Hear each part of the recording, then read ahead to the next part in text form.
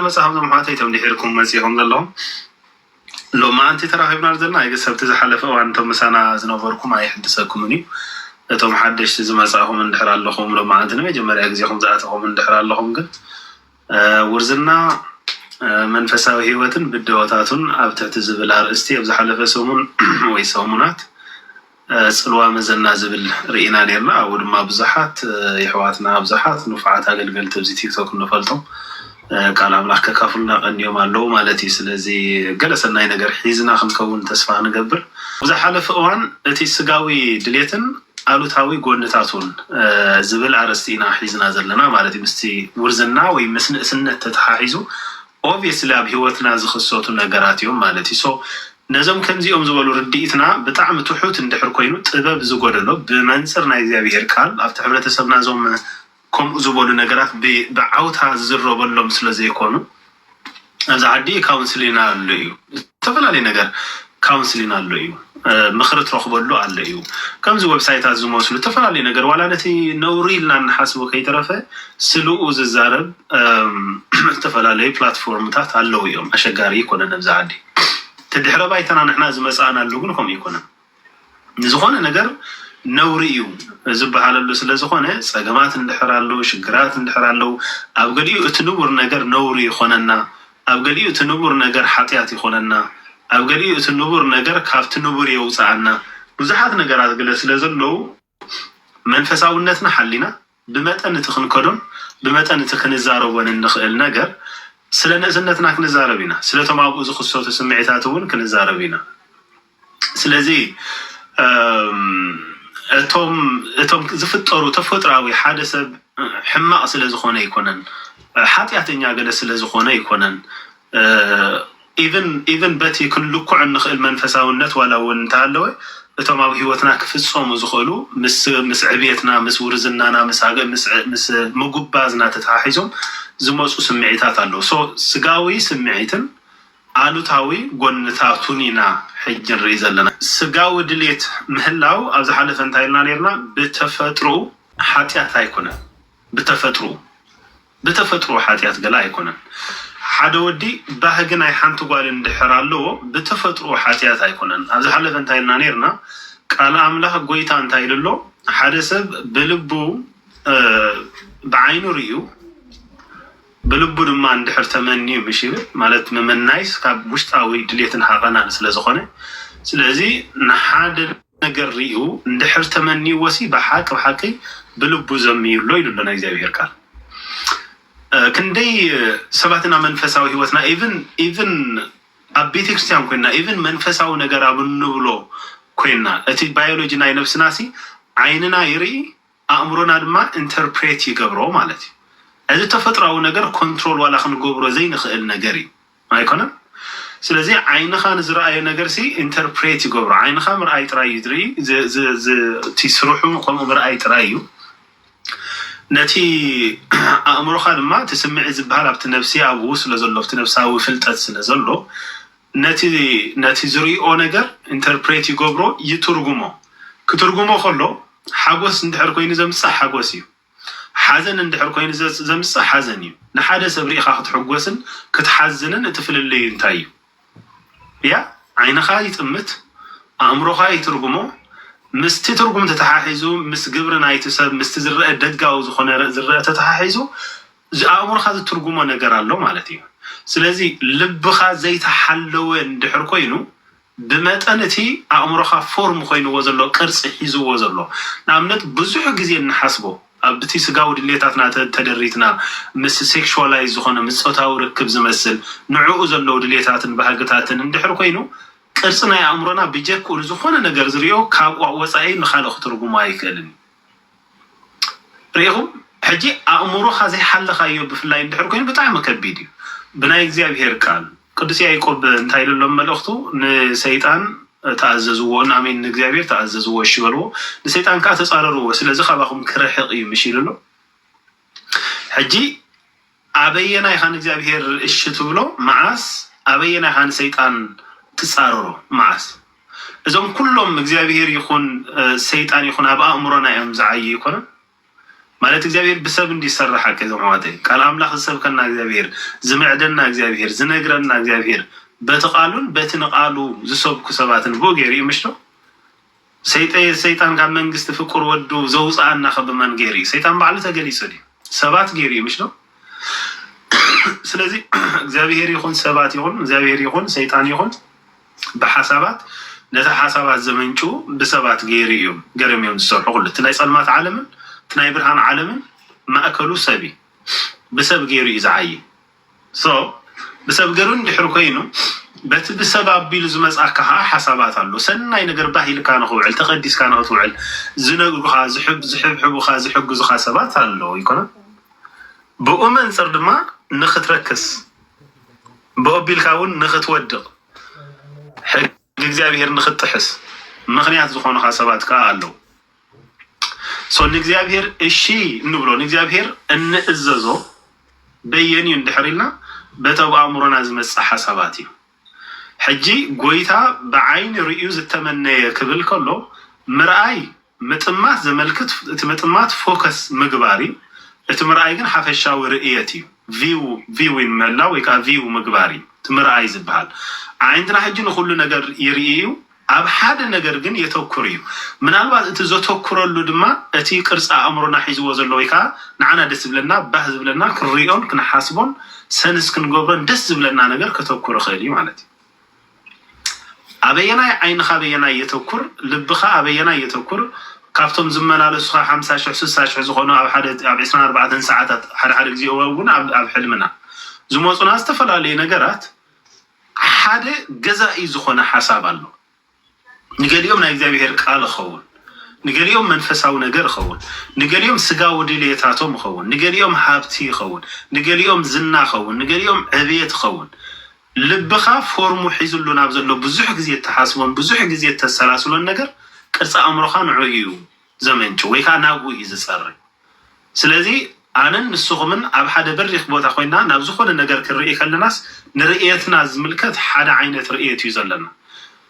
ኣነን ንስኹምን ኣብ ገለ ነገር ክነተኩር ግን ብመጠንቲ ልቦናና ቅርፁ ሒዝዎ ዘሎ እዩ ማለት እዩ ኣብ ገለ ነገር ነተኩር ሕጂ ኣብ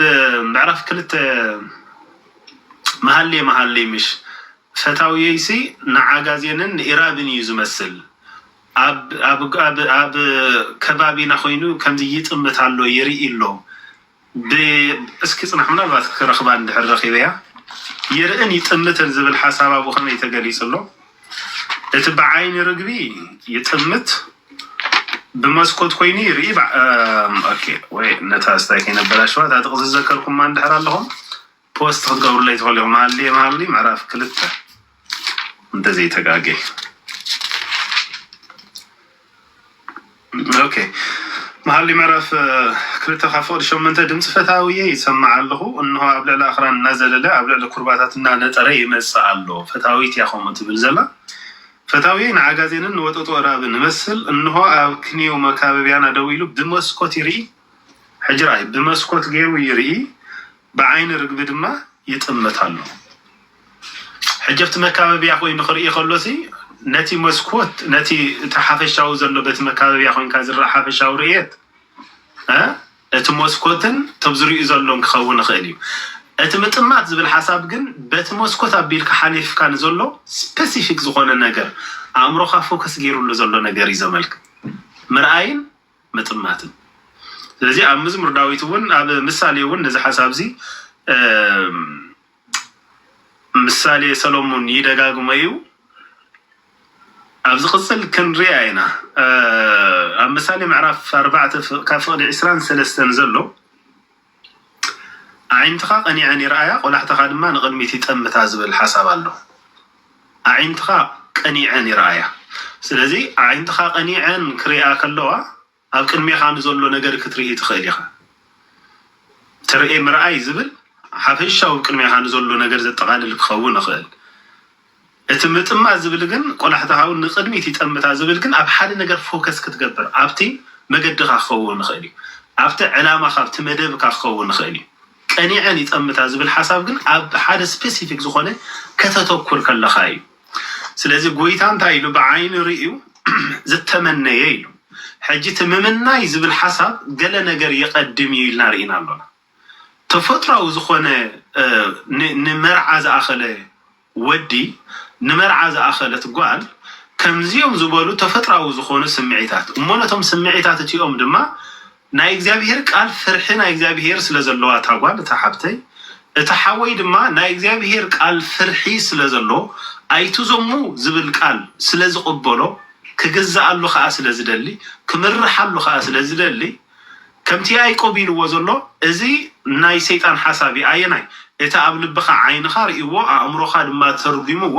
ናይ ዝሙት ዝብል ስምዒት ወይ ከዓ ናይ ስጋዊ ዝኾነ ድሌት ፆታዊ ዝኾነ ድሌት ክመፃካ ከሎ ድሌትካ ኣብቲ ምርጫ እዚ ኣብ ኣእምሮኻ ሽዑ ናበይ ዝኸይድ መሲልኩም እሺ ኢልካ ናብ ምፍፃሙ ወይ ድማ እሺ ኢልካ ናብ ምምናዩ እዩ ዝኸይድ ኣይኮነን ቶም ነገራት ኣብ ኣካልካ ዝፍፀሙ እንድሕር ኮይኖም እሞ ናብቲ ድሌታት ናይ ስጋኻ ዝዘንበልካ ሰብ እንድሕር ኮይንካ እሺ ኢልካ ውችስነት ዝመፀካ ሓሳብ ተቐቢልካዮ ኣለኻ ብድሕሪ እንታይ እዩ ኣብ ኢልካ ዘሎ እንድሕር ኮይኑ ዝንበብ እንድሕር ኮይኑ ኣልዒልካ ምንባብ እዩ ይኮነ ኣብ ኢልካ ዘሎ ኣብ ኣካልካ ዘሎ ትገብሮ ነገር እንድሕር ኮይኑ ብድዲልካ ኢኻ ትገብሮ ምክንያቱ ነቲ ዝመፀ ሓሳብ ኣወንታዊ ዝኾነ እወ ኢልካ ስለ ዘለኻ እሺ ኢልካ ስለ ዘለኻ ሰናይ እንድሕር ኮይኑ ሰናይ እዩ ሕማቕ እንድሕር ኮይኑ ከዓ ሕማቕ እዩ ስለዚ ነቲ ሕማቕ ነገር እወ እንድሕር ኢልካ በቃ ናብ ስጋዊ ድሌትካ ናብቲ እወ ዝበልካዮ ናብ ምግባር ኢኻ ትኸይድ ስለዚ ትገብሮ እንድሕር ኮይኑ ኣብ ኢልካ ዘሎ እንድሕር ኮይኑ ናይ ዝኾነ ሰብ ፍቓድ ዘየድልየካ እንድሕር ኮይኑ ትገብሮ ጌርካ የለኻ ማለት እዩ እሺ ኢልካ ድሌትካ ኮይኑ ክገብሮ እየ ክሰርሖ እየ ዝብል ኮይኑ ድሌትካ ግን እቲ ድልየቲ ኣብ ካልእ ሰብ ዝፍፀም እንድሕር ኮይኑ ወይ ድማ ነቲ ትደልዩ ዘለኻ ዋንኡ ካልእ ሰብ እንድሕር ኮይኑ ወይ ድማ ነቲ ነገርቲ ንክትወስድ ናይ ካልእ ሰብ ፍቓድ ድልየት ዘድልየካ እንድሕር ኮይኑ ግን ሽዑ ምምናይ ይመፅእ ማለት እዩ ምምናይ ይመፅእ ትምነዮ እቲ ምምናይቲ ካብቲ ኣልዕል ኣቢልካ ምግባር ዝፍለ ይኮነን ካብዛ ኣልዕል ኣቢልካ ትገብሮ ዘለካ ወይ ከዓ ኣብ ኣካላትካ ትፍፅሞ ዘለካ ትምምናይ ዝብል ዝፈልዮ ኣብ ካልእ ሰብ ወይ ከዓ ፍቓድ ናይ ካልእ ሰብ ስለ ዘድልየካ እዩ ጎይታ ነዚ እምበኣር ዝተመነየ ብዓይኒ ርእዩ ዝተመነየ ብልቡ ዘንበቦ ኢሉ ዘሎ ምናልባት ከይዘመኻ እውን ኮ ክትተርፍ ትኽእል ኢኻ ግን ንስኻ ስለ ዘይፈቐድካ ኣይኮነን እቲ ካልእ ሰብ ስለ ዘይፈቐደ እዩ ስለዚ ንምምናይ ዝቕድሞ ነገር ኣሎ ናትና ፍቓድ ኣለዎ ናትና ፍቓድ ኣለዎ ነዞም ድልየታት እዚኦም እዚ ሓሳብ እዚ ናይ ዝሙት ሓሳብ እንድሕር ኮይኑ ስጋዊ ድልየትካ ናይ ምፍፃም ሓሳብ እንድሕር ኮይኑ ናይ እግዚኣብሔር ቃል ኣይትዘሙ እዩ ዝብል ሰብ ሓዳር እንድሕር ኮይና ድማ ኣይተመንዝር እዩ ዝብል ኣነ በዓል ቤት ኣለኒ ኣነ በዓልቲ ቤት ኣላትኒ ኣይዝሙን እየ ወይ ኣይመንዝርን እየ ብግልና እንድሕር ኣለና ድማ ኣይዝሙን እየ ኣረ ኪዳን ኣለኒ ኪዳን ዝኣተ ኩሉ ጎይታ ኣለኒ ንእስራኤል ቀደም መድሓኒኺ ሰብኣይ ክክበሃል እዩ ንሱ ድማ ጎይታ ሰራዊት እግዚኣብሔር እዩ ተባሂሉ ምሽ ተፃሒፉ ኣሎ እቲ መድሓኒኺ ተበጃውኺ ሰብኣይ ክክበሃል እዩ ምሽ ተባሂሉ ኣሎ ንእስራኤል እግዚኣብሔር ስስ ከም በዓልቲ ቤቱ ከም ሰበይቲ ኮይኑ እኮ የዘራርባ ነይሩ እዩ ኪዳነይ ጥሒስክ ናብ ካልእ ኣማልኽቲ ካልኦት ሰብኡት እቲኺ ይብላ ነይሩ ንሕና ድማ ብደሙ ዝተዓደግና ከም ሓንቲ ንፅህቲ ድንግል ድማ ናብ ክርስቶስ ዝተሓፀና ሰባት ስለ ዝኾንና ዋጋ ዝኸፈለልና ስለ ዝኾንና ንፁሃን ኢና በቃ ፍቕዱ ከም ፍቓድ ስጉኡ ክገብር ንሕልፈት ስጉኡ ንፍቓድ ስጉኡ ዝተደረበና ሰባት ኣይኮንና ስለዚ ሰበይቲ የብለይን ኢልና እንዛረብ ሰባት እንኳን ወይ ከዓ ሲንግል ኢልና እናሓስብ ዋላ እንኳን እንተኾንና ግን እግዚአብሔር ዝሓተመና ቅዱሳን ምእንቲ ክንከውን ቅዱስ ፍረ ምእንቲ ክንፈሪ እግዚአብሔር ዝሓተመና ሰባት ኢና ብገዛእ ፍቓድና ይንኸድን ብገዛእ ድልየትና ይንጓዓዝን ስለዚ እዚ ከምዚ ዝበለ መንፈሳዊ ሓሳብ ስለ ዝሓስበና እወ ስጋዊ ድልየት ኣለኒ ዝመፃና ሓሳብ ኣለኒ ዝመፃኒ ድልየት ኣለኒ ግን ናይ እግዚአብሔር ቃል ኣይትመንዝር ኣይትዘሙ እዩ ዝብል ስለዚ እዚ ካብ ሰብኣይ ካብ ኣምላኽ ኣይኮነን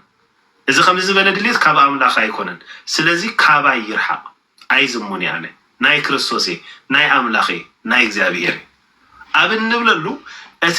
ድልየት ብምዃኑ ጥራይ ሓጢኣት ኣይኮነና ስለዚ እቶም ድልየታት ሓጢኣት ዝኾኑ ናብ ምግባር ኣቢሎም ዝኸዱ ኣብ ገዛእ ፍቓድና እንድሕር ተወኪልና ኣብ ገዛእ ድልየትና እንድሕር ተወኪልና ኣብ ገዛእ ፍቓድና ወይ ከዓ ፍቓድና ንዝደልዩ ነገር እንድሕር ተወኪልና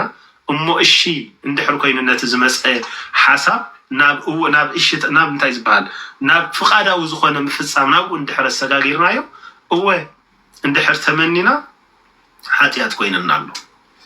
ኣብ ኢደይ ዘላ መፅሓፍ ቅዱስ ንኸንብባ ክምና ኣይክእልን እየ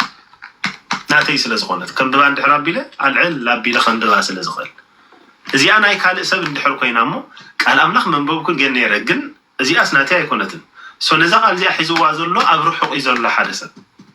ኣይውሽ ምሳይተትህሉ እሞ ከንብባ ኢለ ክምነ ክእል እየ ዝምነ ዘለኹ እዚኣ ምሳይ ስለ ዘየላ ከንብባ ፍቃድ ሰብ ስለ ዝደሊ ብዓብኡ እውን ናይ ካልእ ሰብ ስለ ዝኾነት እዩ ስለዚ ዝሙት ዝበሃል ከምቲ ጎይታ ገሊፅዎ ዘሎ ድማ ብልቡ ብዓይኑ ርዩ ብልቡ ድማ ዝተመነወ ዘመወ ኢልዎ ዘሎ በዚ ሓሳብ እዚና ንሪኦ ብዙሓት ህያዋት ዝኾንኩም ኣሕዋተይ ቃል ኣምላኽ ክግለፀልኩም ዝግብኦ ናይ እግዚኣብሔር ቃል ኣብ ቤቱ ኣገልገልቲ ክትኮኑ ዝግብኣኩም ከምዚኦም ዝበሉ ነገራት በቃ ብሓሳብ ደረጃ ሲ ዋላ ቤት መቅደስ ኮይኑ ዋላ ቤተ ክርስቲያን ኮይኑ ዋላ ብኣምልኾም እንፍፅመሉ ኮይኑ ከምዚኦም ዝበሉ ሓሳባት ስለ ዝመፅኹም እቲ ነገርኩም ከዓ ነቲ ሓሳብቲ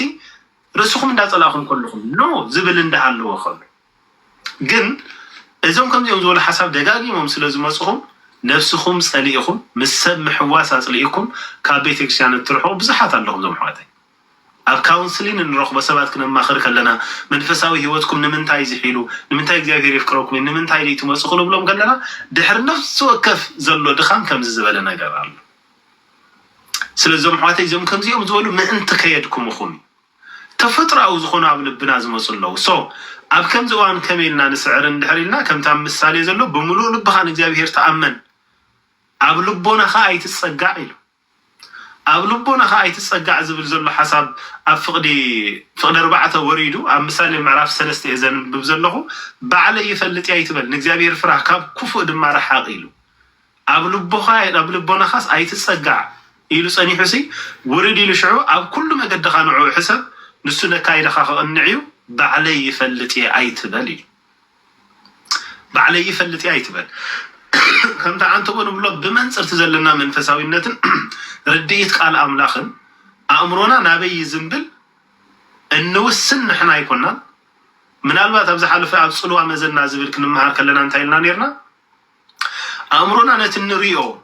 ኩሉ ግዜ እንሪኦ ነገር እንድሕር ኣሎ ኣእምሮና ነቲ ዝሪኦ ነገር ክርስዖ ኣይኮነሉን እዩ ኩሉ ግዜ ፊልም ዝርኢ ሰብ ኩሉ ግዜ ነውሩ ዘለዎ ነገር ዝርኢ ሰብ ኩሉ ግዜ እዚ ፆታዊ ዝኾኑ ነገራት ስጋዊ ዝኾኑ ሓሳባትን ዝሰምዕን ኣብ ዙርያ ከምዚኦም ዝበሉ ነገራትን ዝነብር ሰብ ኣእምሮውን ዝምባልኡን ኩሉ ግዜ ናብ ከምዚኦም ዝበሉ ነገራት እዩ ዝኸውን ናብ ከምዚኦም ዝበሉ ነገራት እዩ ዝኸውን ወይ ከዓ ከምዚኦም ዝበሉ ዕላላት ክዕለሉ ከለዉ በቃ ልቦኖ ናብኡ ክሰምዖ ዝደሊ ከሰላስሎ ዝደሊ ከምዚ እዩ ዝኸውን ቀረባ ይኸውን ማለት ኢሞሽናሊ ኮኔክትድ ይኸውን ናብ ከምዚኦም ዝበሉ ሓሳባት እዞም ከምዚኦም ዝበሉ ክለዓል ከለዉ ዓበይቲ ሓሳባት መንፈሳዊ ነገር ዝመስሉ ዓበይቲ ዕዮታት ሓሳባት ዘልዮም ማለት ካብ ስምዒት ካብ ኢሞሽን ዝወፁ ከምዚ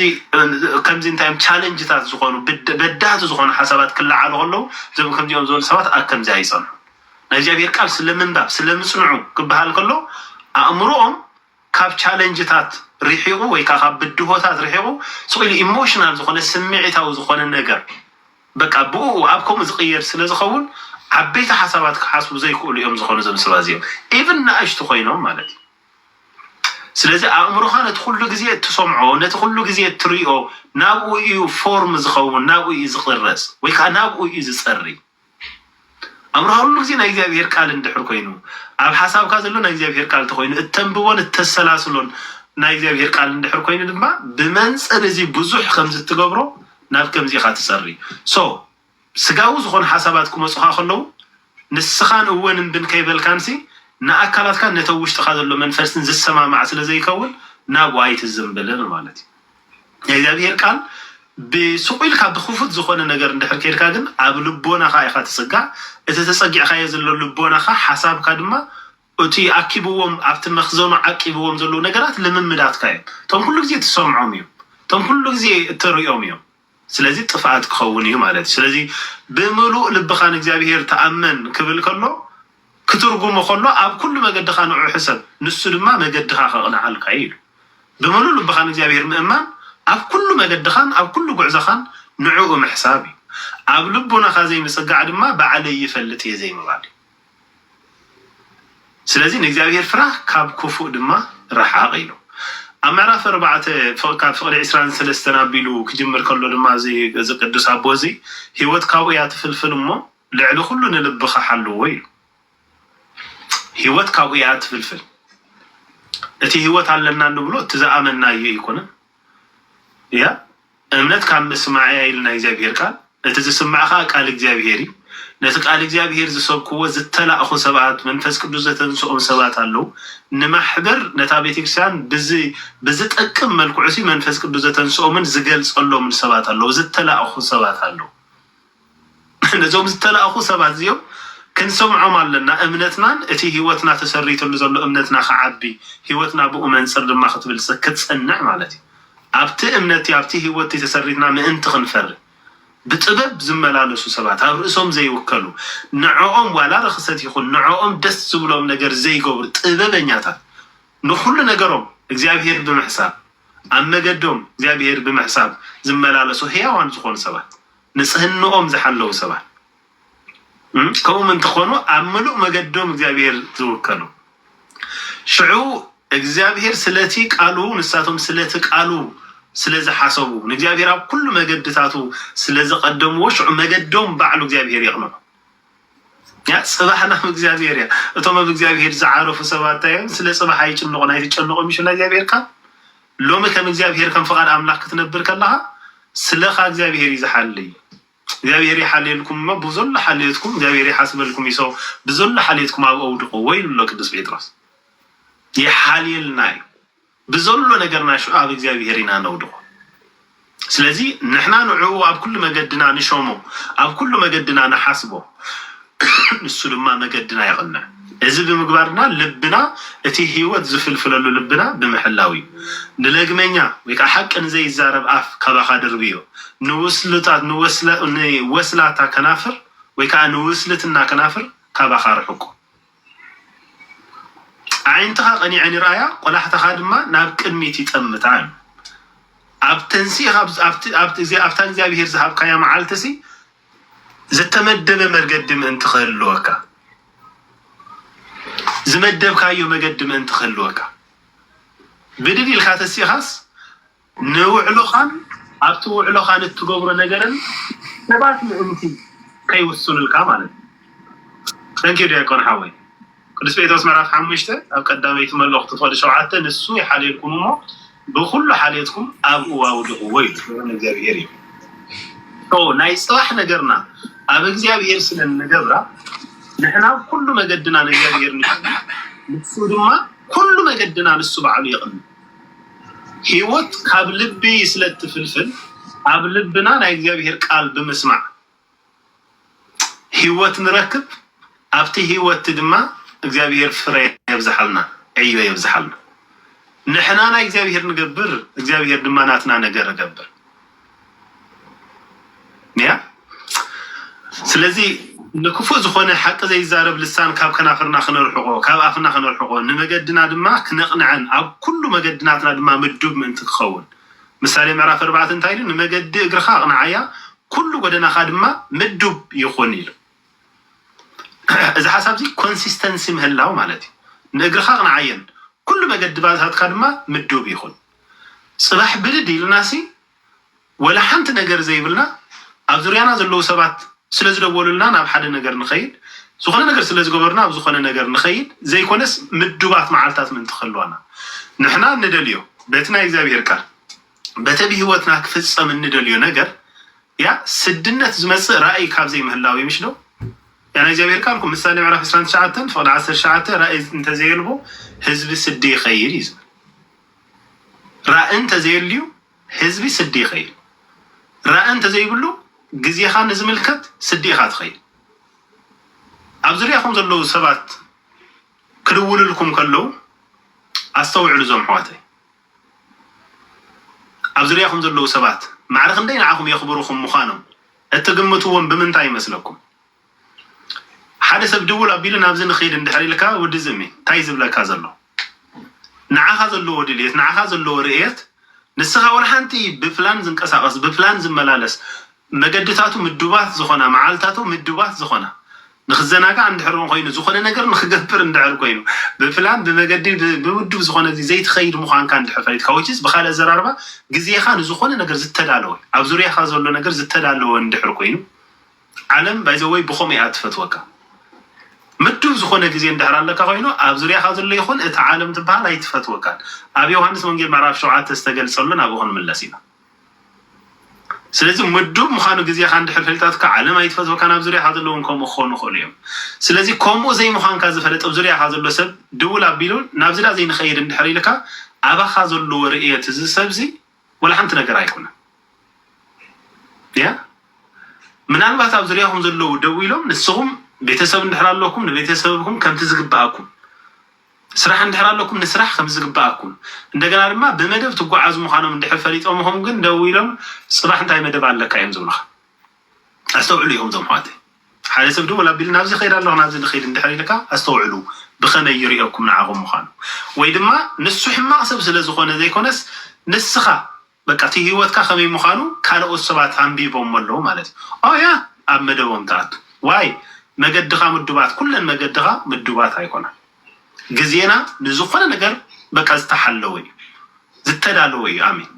ኣብ ዮሃንስ ወንጌል ምዕራፍ 7 ትዝክሩ እንድሕር ኮይንኩም ንጎይታ ናብ ከምዚ ዝበለ በዓል ዳስ እዩ ይመስለኒ ዲያቆን ሓወይ ክትሕግዘኒ ምዕራፍ 7 ዘሎ በዓል ዳስ ቀሪቡ ስለዝነበረ ናብቲ እቶም ኣሕዋት ጎይታ ሲ ናብቲ ዳስ ወይ ከዓ ናብቲ በዓል ሲ ንኸይድ ኢሎሞ ናብቲ በዓልቲ ሲ ንውረድ ንኸይድ ሕጂ ንስኻ ከምቲ ኣብቲ ቤት ዝውረ ከምቲ ብኡ ዝንገር ስለ ጎይታ ዘለዎም ገለ ስለዝፈልጡ ቀረብኡ ስለዝኾኑ ግን እንታይ ኢሎም ዝኾነ ነገር ክገብር እንዳደለየ ከሎስ ዝሕባእ የለን ኢሎሞ ነይሮም ኣሕዋቱ ብኡ ይኣምኑ ኣይነበሩን ኢሉ ኣሎ ናይ እግዚኣብሔር ቃል ምናልባት ንዕኡ እንድሕር ኣንቢብናዮ ብኡ ኣቢልና ክንወዲ ኢና እዞም ኣሕዋተይ ብድሕሪ ናብቲ ኩሉ ግዜ ንገብሮ ናብ ዘተ ክንሰግር ኢና ዮሃንስ ወንጌል ምዕራፍ 7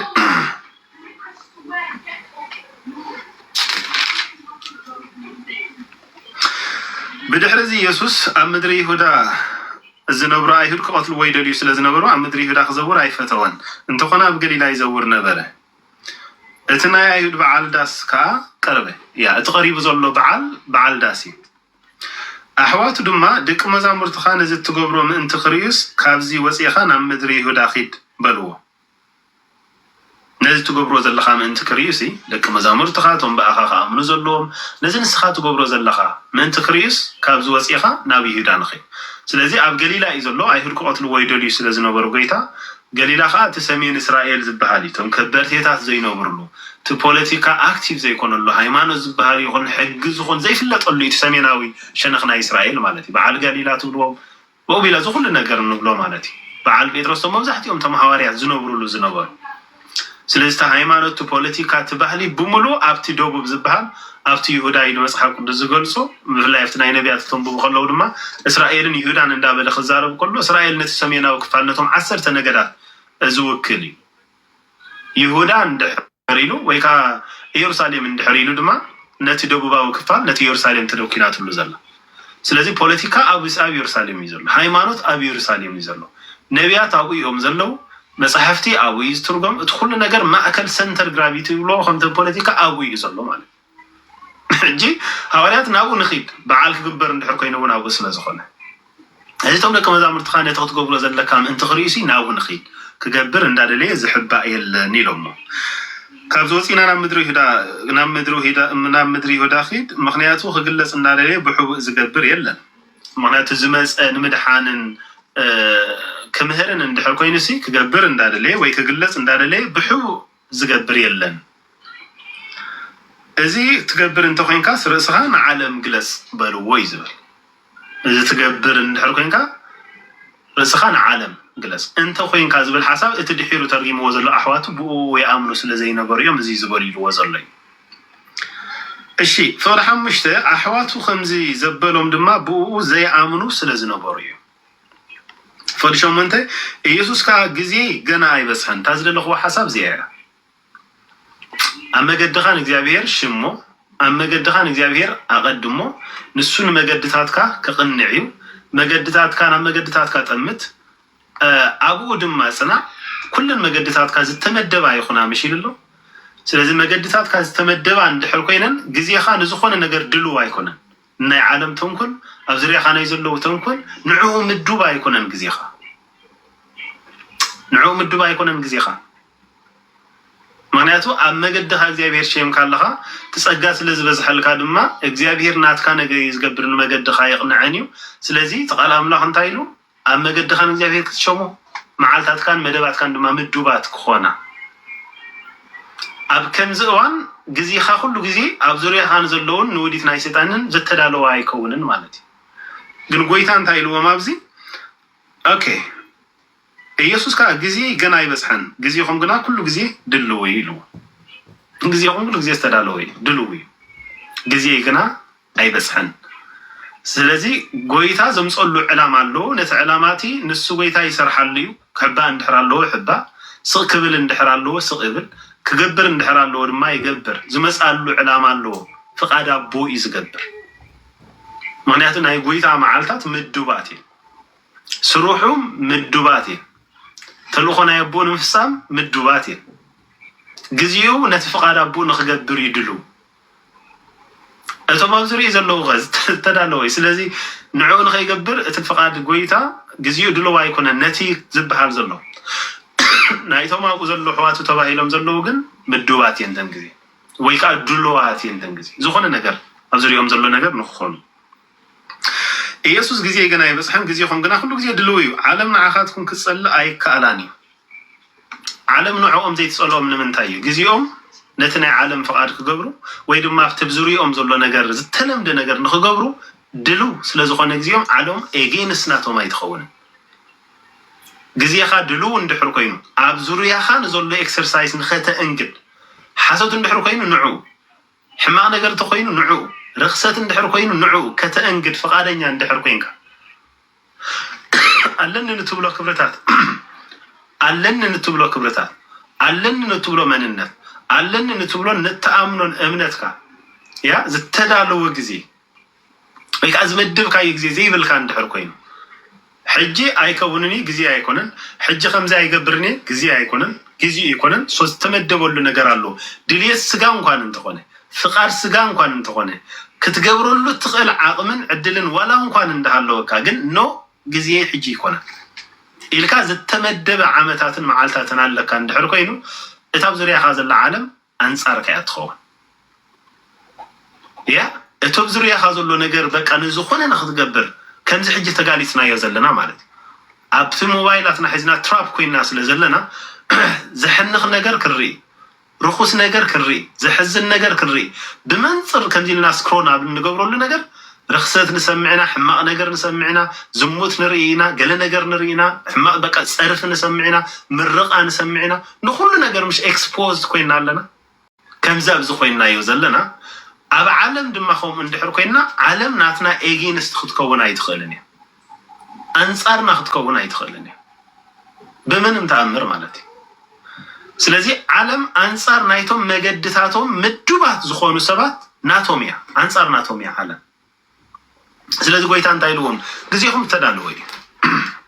نتو بزرياكم زلو نمقبار نتو تلمدن نمقبار نتو قنع زوسد نمقبار زتدالوي على ما باخون كوينا رخصت تقبر تخوينا حماق نقر تقبر ندحر كوينا زتدالوي مكاس تدالوي رخصت تقبر تخوينا حماق نقر زتدالوي يكونن يلو اوكي اشي جزيه كنا يبصحن جزيهم كنا كله زي دلوي عالم نعاخاتكم كتصل اي كالانيو نعيقنا قبرا كفو خمزخونا مسكريمو تسألانيا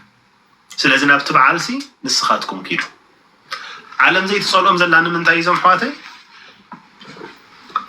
قويتاو اندحر كينو نتي حما نتي كفاءاتنا عالم سلازي نقر زموت تخوينو رخصاتيو حما نقر اندحر كينو رخصاتيو قبزنا اندحر كينو رخصاتيو سلاتبل عالم نعوو نقويتات صوليا جن بعالو كوي تعدي مزلو وجست بعالك منفساو بعال جن أفت منفساو بعال رخصتي كبر سلازنا بره كم تقويتا زقبرو أفت بيت مقدس رخصت حماق نقري كبر سلازنا بره ناتكم جزي استدالو ويسلازم عالم إيجينس ناتكم عن صاركم كتكون أي كألانيو كتسأل أكم أي كألانيو واي أفتي لمدنا عالم أفتي دليتنا عالم أوديكم سلزلهم جزيناتي جن دلوا يكون الحج جزيا يرزح سلزع عالم عايت سأل عنيا جبرا كفو مخانو سلز نجر نعاهم جنا يسألكم نيا بخال زراربا أفتي ستلم ده سلزلهم نوري مبال رخصتي مبال أنصار تفتوه أنصار إغزابير زفتوه فقار إغزابير بزبل زي كونه ملك عناي زخونه متخابكم سي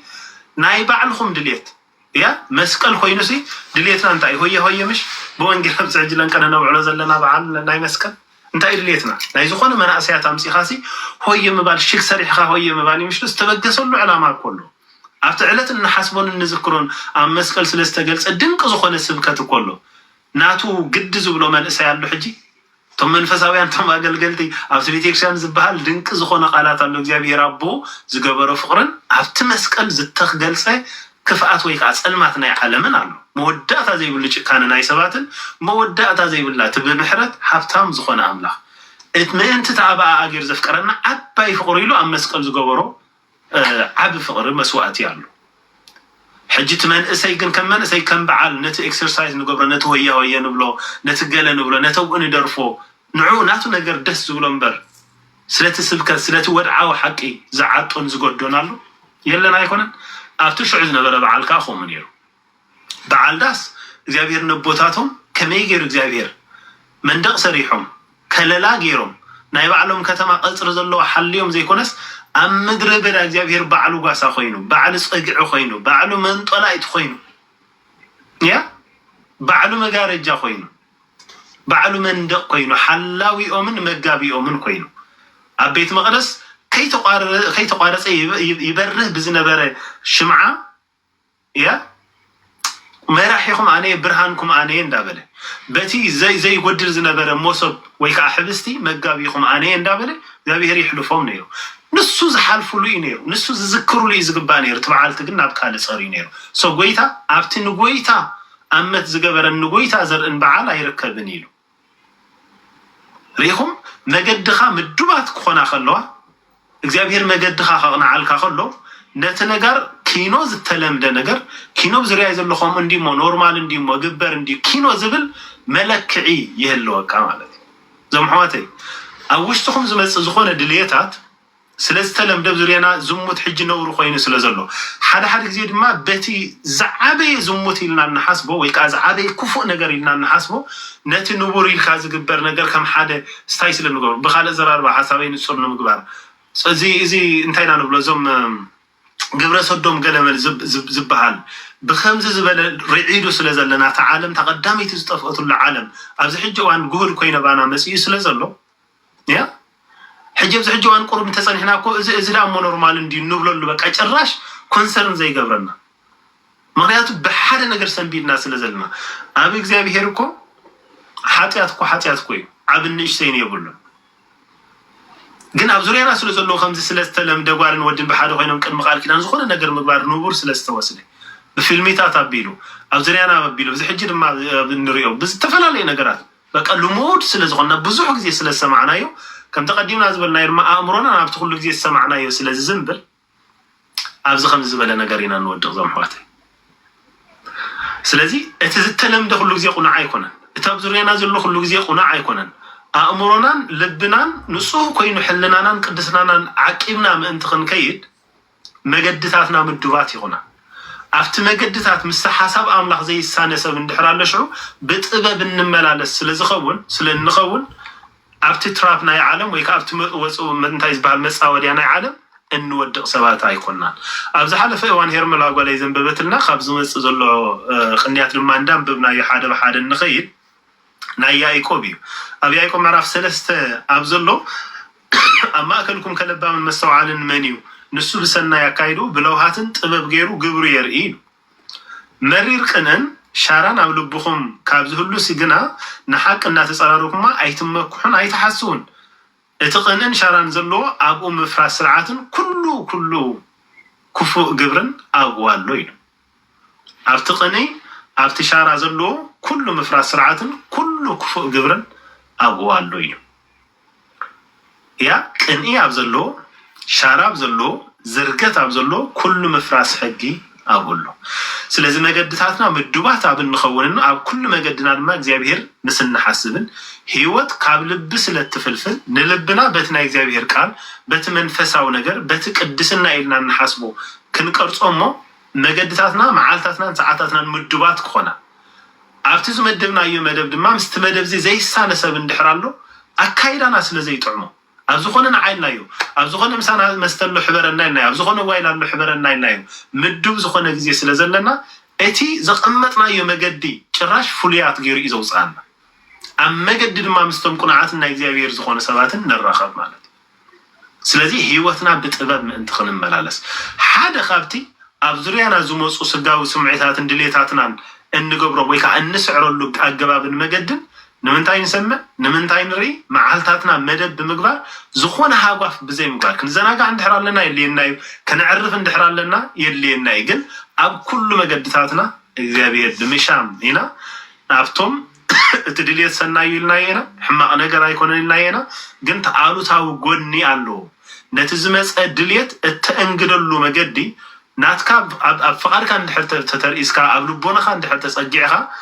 أتي نات دليتي تأنقدلو مقدقن حاتيات كون سلازغل تعالو تاو قوني لنا يزلنا نسي نعوز لك الشين دحر كينمو نات دليتي بناتكا مقدق تأنقدون دحر جميلكا خابز يابير زفاريكا سلازغون مقدتاتنا أبكن ما أملاخ مدوبات كونا طببنياتات كنكون بلهتات كنكون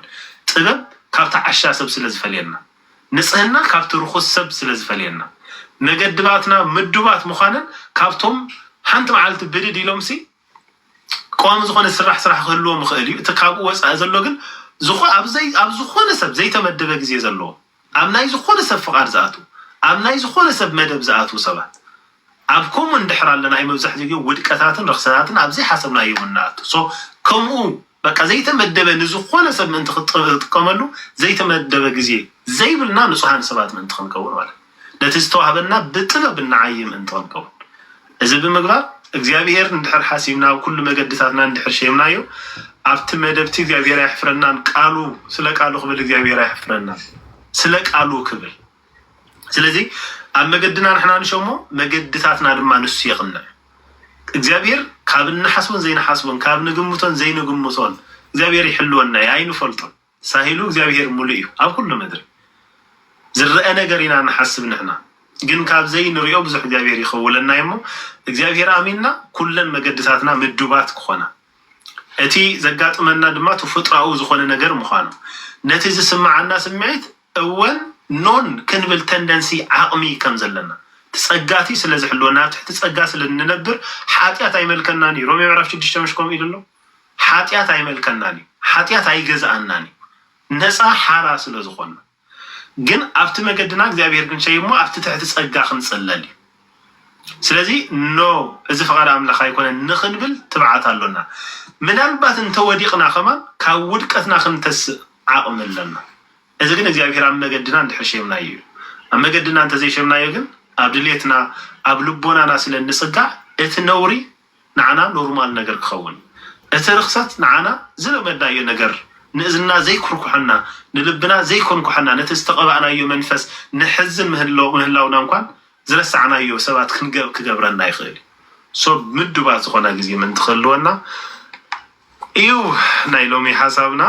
እዚ ንዘለዎ መንፈስ ናብያተ ክርስቲያናት ዝብለን ዘሎ ይስማዕ ጸጋ ጎይታ ኢየሱስ ክርስቶስ ፍቅሪ እግዚአብሔርን ሕብረት መንፈስ ቅዱስን ምሳይን ምስ ኩላኻትኩምን ይኹን ዘምሓተይ ኣንዊሕ ሕያ ኸውኒ ሎማ አንተ ብዙሓት ሰባት ኣትይኹም ኣለኹም ሰናይ ነገር ረኺብኩም ትከውን ተስፋ ኣሎኒ ካብዚ ብቕፃል ከም ትስተለም ኣምላኽ ዝበፅሖም ኣሕዋትና ኣትዮም ኣለዉ ካል ኣምላኽ ከካፍሉና እዮም